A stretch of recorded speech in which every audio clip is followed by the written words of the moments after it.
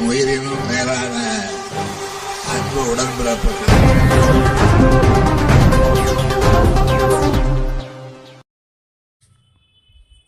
ரீல்ஸால் ஹீரோவை தேடாமல் ரியல் ஹீரோவை தேடுங்கள். மாணவர்களுக்கு அன்பில் மகேஷ் அறிவுரை வழங்கினார். சென்னை ஆவடி அடுத்த பருத்திப்பட்டு பகுதியில் உள்ள மகாலட்சுமி மகளிர் கலை மற்றும் அறிவியல் கல்லூரியில் மகா எக்ஸ்போ எனும் பிரம்மாண்ட கல்வி கண்காட்சி நடைபெற்றது. மகாலட்சுமி கல்வி குழும தலைவர் குஞ்சிதபாதம் தலைமையில் நடைபெற்ற இந்நிகழ்ச்சியில் பள்ளிக்கல்வித்துறை அமைச்சர் அன்பில் மகேஷ், சிறுபான்மையினர் நலத்துறை அமைச்சர் நாசர் உள்ளிட்டோர் கலந்து கொண்டனர்.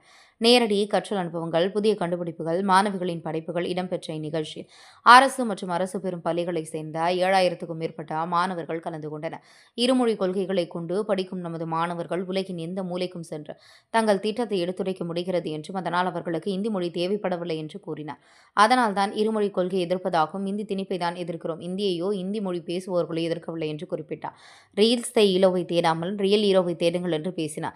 ரீல்ஸ் பதிவேற்றம் செய்துவிட்டு உங்கள் தொகுதி எம்எல்ஏ யார் என்று தெரியாது என கூறுவதில் பெருமை இல்லை. உங்கள் பிரச்சனைகளை யாரிடம் புகார் செய்ய வேண்டும் என தெரிந்திருக்க வேண்டியது அவசியம் என மாணவர்களுக்கு அறிவுரை வழங்கினார்.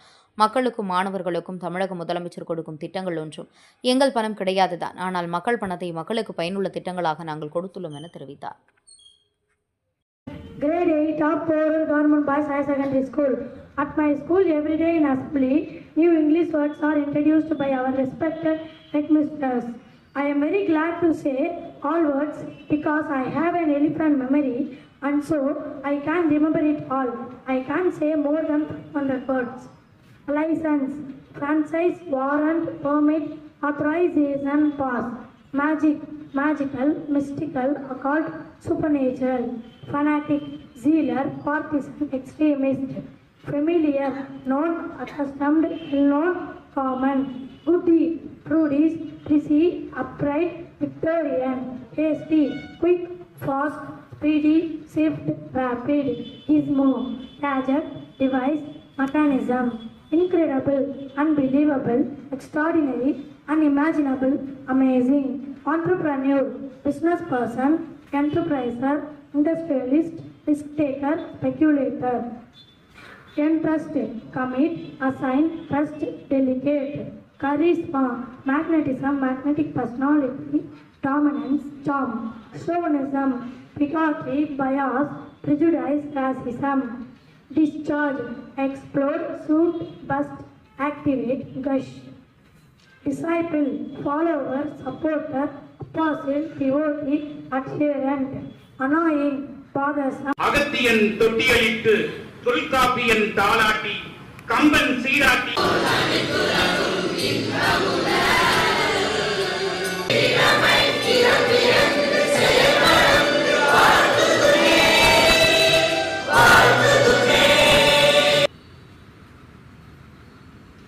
இந்த பொருள்கள் அரசு நமக்கு கொடுப்பது எவ்வளவு சால சிறந்தது என்பதை உணர்த்துவதற்காக ஒரு சின்ன நிகழ்வை சொல்லிவிட்டு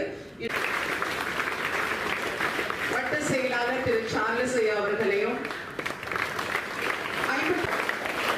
விழாவில் கலந்து கொள்ள வந்துள்ள அனைவரையும் மதிப்பிற்குரிய சட்டமன்ற உறுப்பினர் ஐயா அவர்கள் வருகை தந்திருக்கிறார்கள். அவர்களையும் அதே போல் நம்முடைய சேர்மன் ஐயா அவர்களையும் இந்த விழாவிற்கு வருகை தந்த அத்தனை நல்ல உணர்வுகளையும் மறுபடியும் வருக சட்டமன்ற உறுப்பினர் ஐயா அவருக்கு கதராடை போட்டி.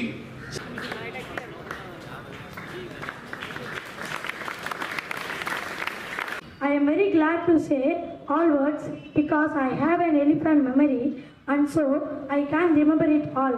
I can say more than 500 words. License, franchise, warrant, permit, livable, extraordinary, unimaginable, amazing. Entrepreneur. அரசு பள்ளி மாணவர்களின் மிக சிறப்பாக ஆங்கில வார்த்தைகளை 8 நிமிடங்கள் உரையாற்றிய அந்த மாணவனை பாராட்டி நமது சட்டமன்ற உறுப்பினர் பள்ளி மாணவர்களை ஊக்குவித்த வகையில் சால்வையும் மற்ற ஊக்கத்தொகையும் வழங்கி பரிசளிக்கிறார். இன்றைக்கு பார்க்கிற போது தமிழ்நாடு முதலமைச்சரை இன்னைக்கு அப்பா என்று அழைக்கிற அளவுக்கு அவருடைய பணிகள் இன்றைக்கு சிறந்து விளங்குகிறது. இதெல்லாம் சொல்வதற்கு காரணம் இந்த பள்ளி கல்வித்துறை இன்னைக்கு சிறந்து விளங்க வேண்டும். உயர்கல்வித்துறை போற்றுகிற இடத்துல இருக்கணும். தமிழ்நாட்டில் படிக்கிற மாணவ செல்வங்கள் ராஜன் சொன்னார், எல்லாம் வெளிநாட்டில இருந்து தான் இங்க வந்தாங்க IAS IPS. அடுத்ததாக மாமன்ற உறுப்பினர் அம்மா அவர்களுக்கு உறுப்பினர் அண்ணன் தாரபாத்திரம் கணபதி அவர்களுக்கு இப்போது வாழ்த்துறை வழங்குவார்.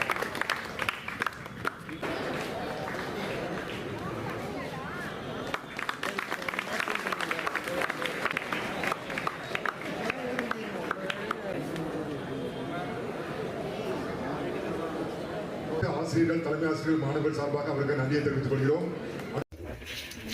மாலை வணக்கத்தை தெரிவித்து தாமதமாக வந்ததுக்கு முதல்ல என்னுடைய வருத்தத்தை தெரிவிச்சுக்கிறோம். எப்படி உங்களுக்கெல்லாம்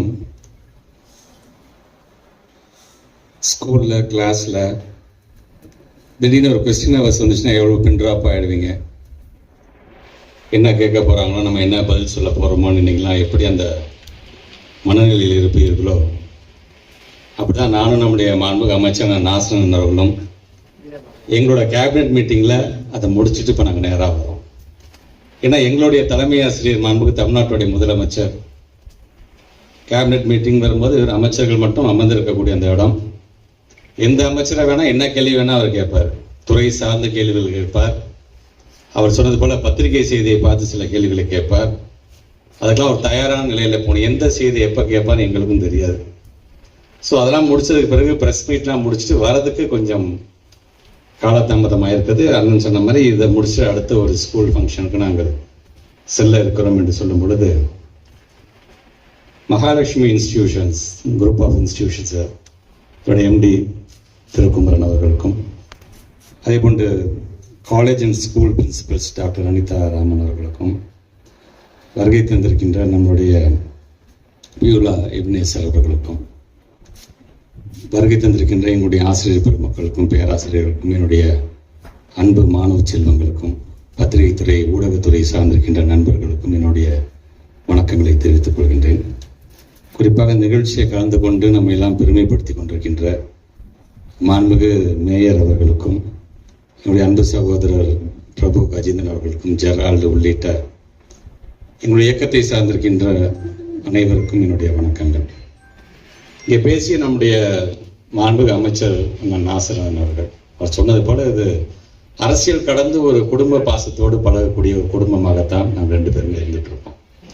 ஸோ அவர் இன்னைக்கு பேசும்போது டார்வின் தியரி சார்ந்து பேசினார், பாலஸ்டைன் வர்சஸ் ஸ்பெயின் சார்ந்து பேசினார், பாஞ்சாலங்குறிச்சி சார்ந்து பேசினார் என்று பல தகவல்களை சொல்லும் பொழுதெல்லாம் உன்னை கவனிச்சிங்களா, அது அறியாம ஏதோ ஒரு விதத்துல அறிவியல் சார்ந்து ஒரு நிகழ்வு நடந்துகிட்டே தான் வந்துட்டு இருக்கு.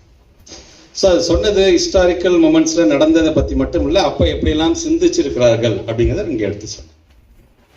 நாங்க என்னதான் ரெண்டு அமைச்சு நாங்க பேசிட்டு போனாலும் நீங்க வீட்டுக்கு போனதுக்கு அப்புறம் மொபைல் போன் எடுத்து எதை பார்க்க போறீங்க, ரீல்ஸ் தான் பார்க்க போறீங்க. ஸோ நம்மை பொறுத்த வரைக்கும் நேற்று நம்முடைய மாண்புமிகு தமிழ்நாட்டு முதலமைச்சர் மடிக்கணினி வழங்கிட்டு சொல்லும் போது எந்த ஒரு நிகழ்வாக இருந்தாலும் it has both good and bad sides.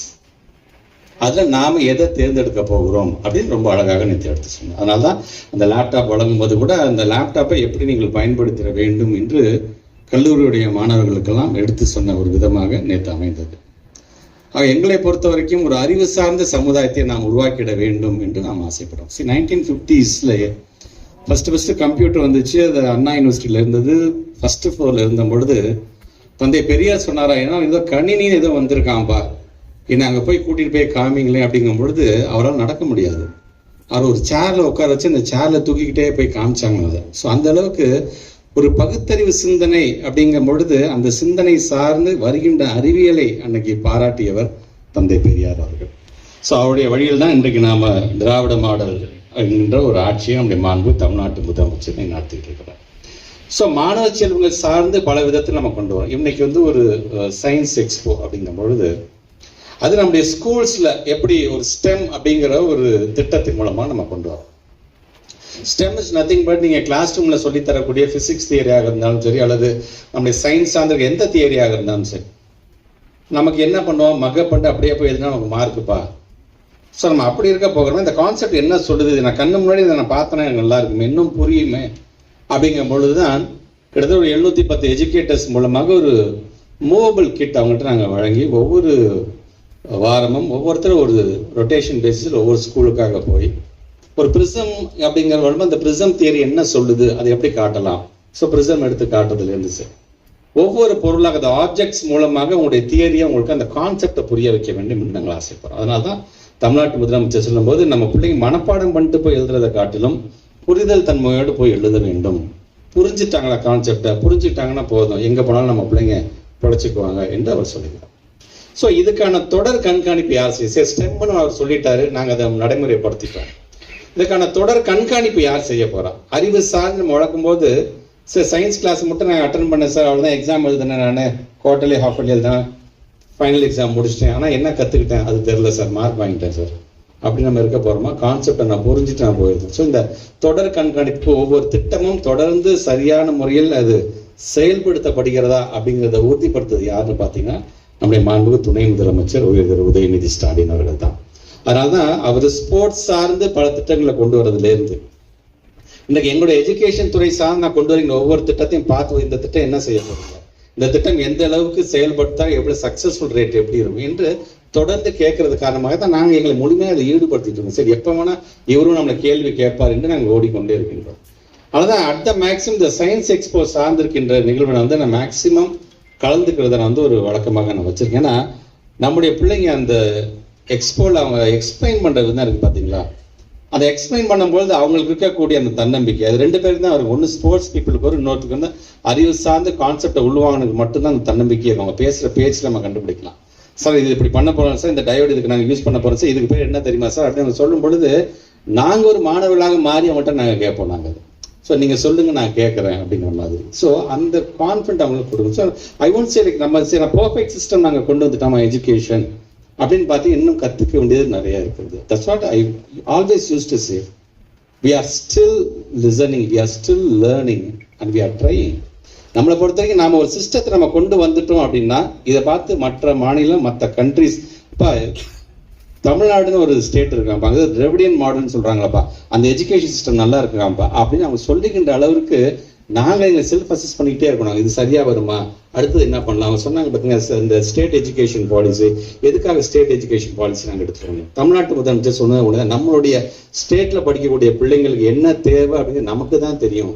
டெல்லியில் ஒரு ஆள் உட்காந்துட்டு நமக்கு இங்கே ஆர்டர் போட்டால் எப்படி நம்ம பிள்ளைங்களை ஏற்றுக்கொள்ள முடியும் என்பதற்காகத்தான் இன்னைக்கு நாங்களே அதை நம்ம உருவாக்குறோம். ஸோ இந்தியாவில் வேறு எந்த ஸ்டேட்டும் உருவாக்காத ஒரு பாலிசி நம்முடைய ஸ்டேட் எஜுகேஷன் பாலிசியை தமிழ்நாடு மட்டும்தான் உருவாக்கியிருக்கு. அது யாருக்காகனா உங்களுக்காக தான். ஸோ இப்படி ஒரு அரணாக தமிழ்நாட்டுடைய முதலமைச்சரும் இன்னைக்கு இந்த எஜுகேஷன் டிபார்ட்மெண்ட் இல்லை அப்படின்னா அவங்க என்னென்னலாம் சொல்லுவாங்க அதை கேட்டுட்டு நீங்கள் உட்காந்தீங்கன்னா இன்னைக்கு நீங்கள் உதாரணத்துக்கு நீங்கள் ஒரு 10 மார்க் வாங்க, நாங்கள் பேர் நீங்கள் 4 மார்க் 3 மார்க் 2 மார்க்னு குறைஞ்சிட்டே போனீங்க. ஏன்னா அவன் என்ன நினைக்கிறனோ அதை உங்க மேலே திணிப்பான்.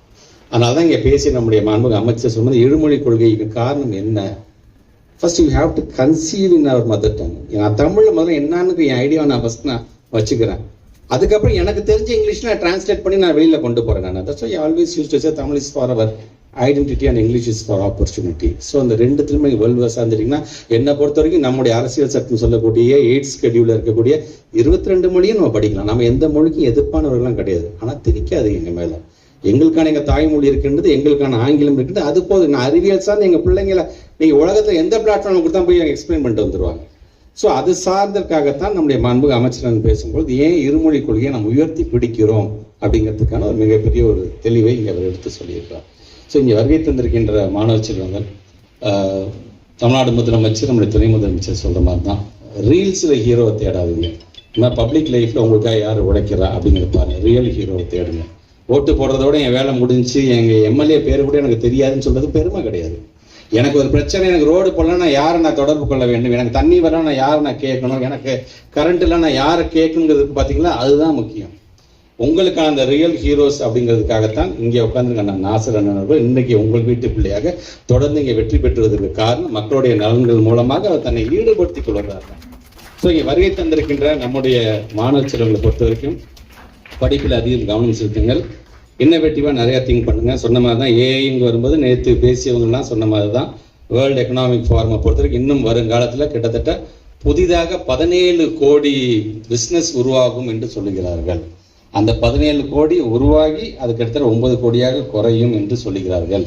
அது என்னன்னா அன்னைக்கு இருக்கின்ற டெக்னாலஜி உங்களுக்கு நீ எப்படி அடாப்ட் பண்ணிக்க போற, இந்த உலகத்துக்கு தேவையான பிஸ்னஸ் எப்படி நீ செய்ய போற, நீ இன்னொருத்தங்கிட்ட வேலைக்கு போக போறியா அல்லது நீ ஒரு 10 பேருக்கு வேலை தர போகிறியா அப்படிங்கிற ஒரு கேள்விகள் கண்டிப்பாக அன்னைக்கு வரும்.